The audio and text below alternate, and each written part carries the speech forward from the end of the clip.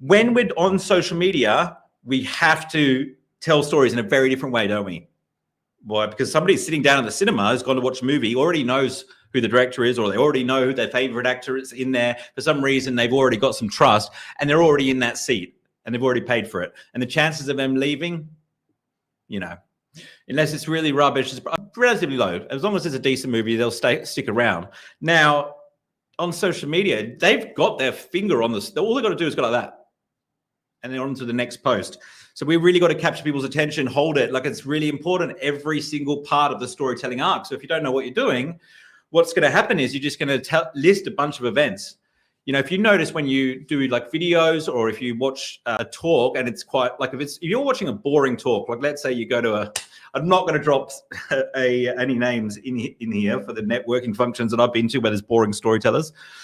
But if you hear the two words and then popping up throughout the story, and then it's probably a boring talk, because and then just signifies that we're just basically going from one event to the next. And what you want to do is actually replace and then with but therefore. So we're constantly going, this happened, but this, and therefore this, and but this, therefore this. And so it makes it interesting because you constantly got this conflict throughout the story, right? So I'll start with one moment. One memory that shaped everything I do. And it goes back to when I was between the ages of 5 and 10. I was living in Hong Kong. We were on an island called Discovery Bay. And I used to go down to the ferry pier in my pajamas to meet Dad from work. Like, there was no cars on the island. It was pretty cool.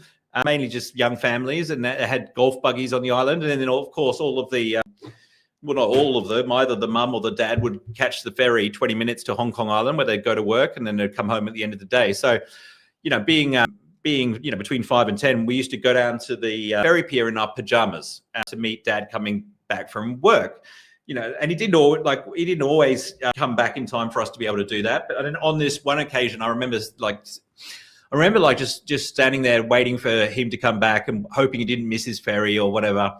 And I remember like thinking, Dad is catching like, he goes off to work in Hong Kong Island, but he's also getting like 70, 80 flights a year, traveling to places like Dubai, England, KL, Singapore, India. I mean, he's always traveling, right? And he's doing it to drum up business. He was in the investment business, okay? And I remember thinking, just as a small kid, like, there must be a better way to grow a business. Welcome back to Monday